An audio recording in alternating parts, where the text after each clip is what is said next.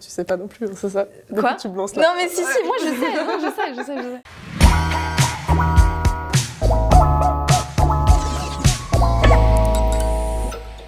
Hello, moi c'est Émilie et je suis la co-gérante de Déshabillez-nous.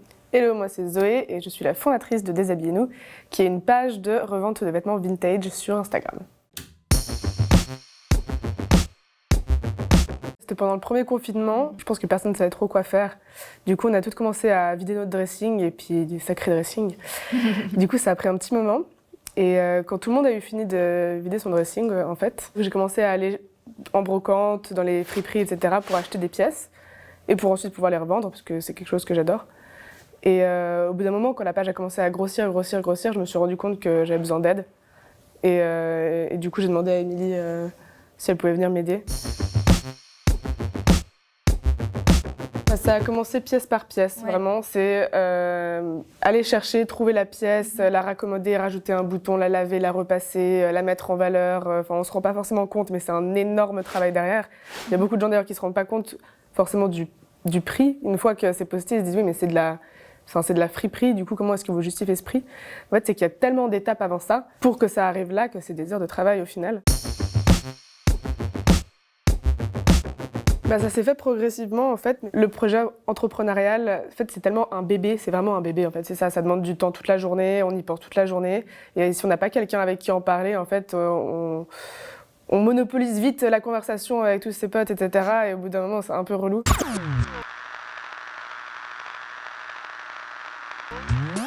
Donc c'est toujours cool d'avoir quelqu'un avec qui parler. En fait, moi, il me fallait aussi quelqu'un avec qui échanger, pouvoir parler d'idées, pouvoir interagir par rapport à ça, parce que c'est clair que ça prend tellement d'énergie et tellement la tête, en fait, que si on n'a pas quelqu'un avec qui partager cette charge, c'est vite super compliqué, quoi.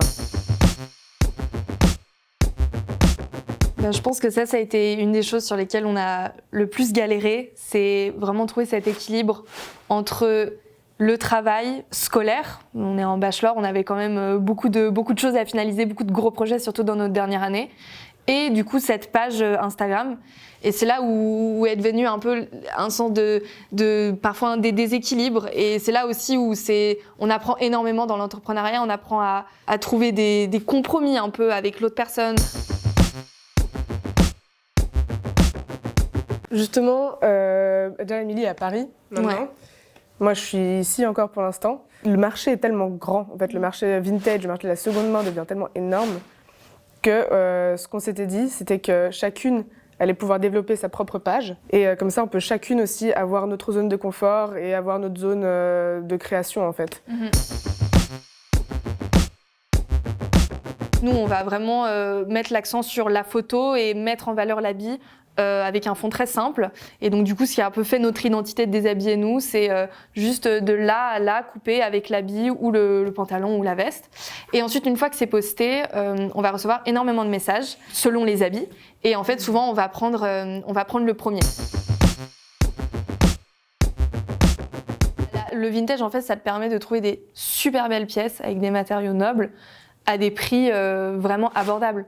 Et je pense que c'est ça qu'on a vraiment adoré, c'est pouvoir avoir du style, mais en même temps pouvoir aussi être un peu singulier, parce qu'aujourd'hui, avec le fast fashion, tout le monde a les mêmes habits, tout le monde s'habille chez Zara ou chez machin, c'est difficile de se démarquer avec son style aujourd'hui.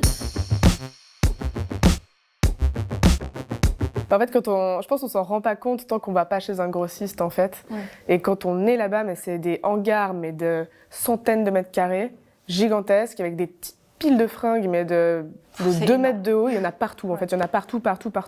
Et on se rend compte qu'avec, je pense qu'il a déjà été produit en vêtements, on peut habiller, mais 2 générations complètes, quoi. Donc pourquoi pas réutiliser tous ces vêtements qui, en fait, sont de très bonne qualité et encore en état, au lieu de produire des vêtements qui au final vont être portés 2 fois et finir à la benne 2 semaines plus tard.